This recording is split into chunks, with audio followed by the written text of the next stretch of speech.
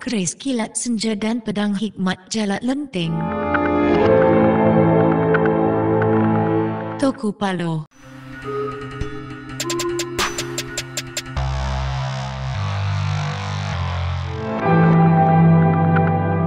Pada 29 April tahun 1894, para pejuang Pahang yang diketuai oleh Datuk Bahaman tiba di Terengganu.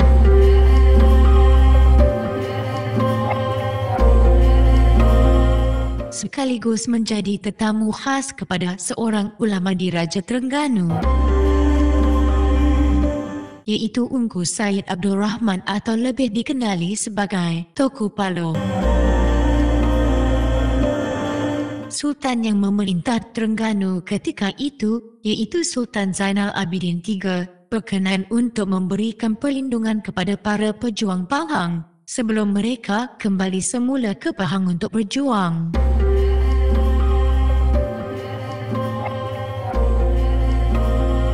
Semasa di Terengganu, Datuk Bahaman, Mat Kilarai dan para pahlawan Pahang sempat mempelajari ilmu agama dan ilmu hulu balang dengan Toku Paluh. Selain daripada pelbagai ilmu yang dipeturun, diceritakan Toku Paluh juga menghadiahkan sebilah keris dan pedang hikmat kepada Datuk Bahaman. Keris tersebut bernama Kilat Senja dan pedang tersebut bernama Jalak Lenteng.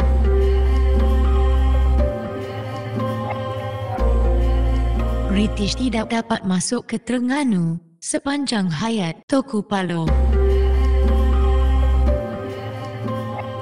Sultan Terengganu masa itu juga seorang pemerintah yang alim dan warak, merupakan salah seorang yang menuntut agama dengan Toku Paluh. British memang mahu berbaik-baik dengan Sultan, kononnya untuk berdagang, namun atas nasihat Toku Paluh, urusan British itu ditolak mentah-mentah.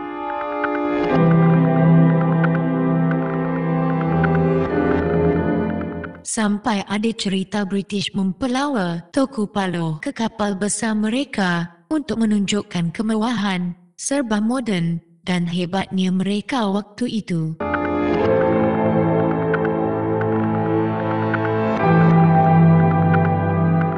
Alangkah terkejut dan terkedu pihak British bila tiap kali Toku Paluh mengalihkan ekor serbannya ke kiri atau kanan bahu, tiap kali itulah kapal British menjadi condong dan singit, seolah-olah kapal bergoyang mengikut arah pergerakan ekor serban Toku Paluh.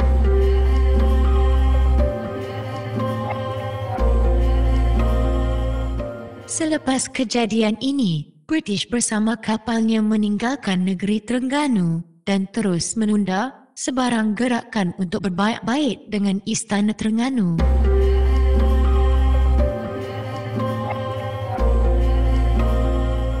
Toku Paluh sendiri pernah berdepan dengan musuh lalu beliau menghentak kakinya sebanyak 3 kali di atas tanah di depan musuhnya.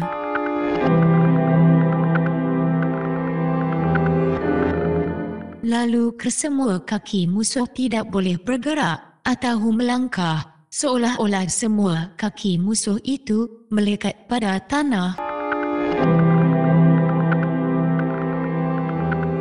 Ketika itu juga dengan sepantas kilat, Toku Paluh menghunuskan keris saktinya ke leher semua musuhnya itu lalu jatuh tersungkur. Kesemua musuhnya rebah ke bumi. Toku Paluh adalah seorang yang memiliki ilmu makrifat gerakan sepantas bayangan berangin hebat.